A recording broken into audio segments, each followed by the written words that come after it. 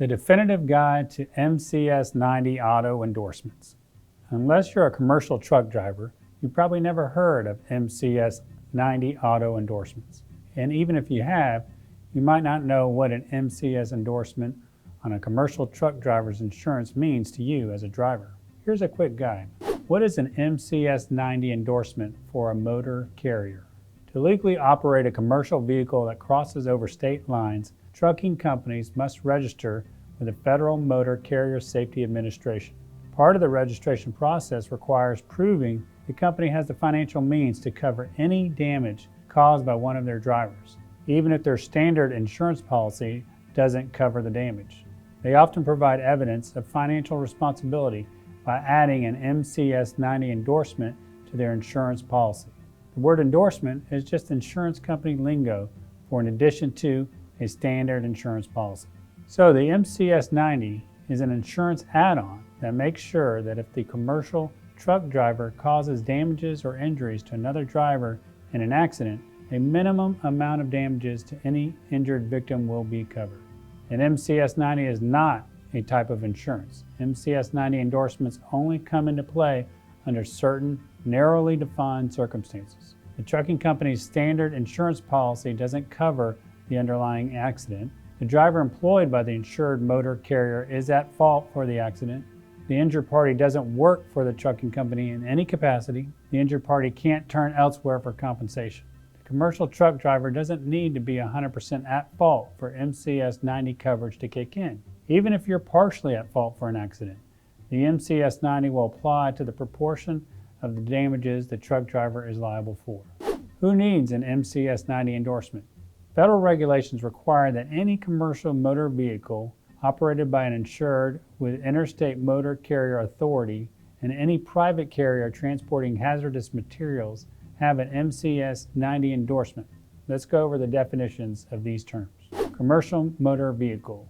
Any vehicle used to transport goods or passengers for individual or corporate profit can be considered a commercial motor vehicle. According to the Federal Motor Carrier Safety Administration, CMVs must also satisfy particular weight requirements.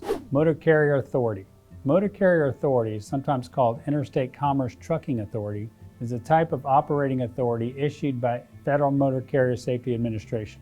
Any trucking company that operates as a for-hire motor carrier or transports passengers or federally regulated commodities across state lines must apply for Motor Carrier Authority to legally carry out their businesses. Private carrier. Private carrier only transports its own goods and does not transfer cargo for outside parties. Private motor carriers often operate as part of a business that creates, sells, or buys the transported products. Hazardous materials. Hazardous materials are substances that have the potential to hurt human beings or the environment.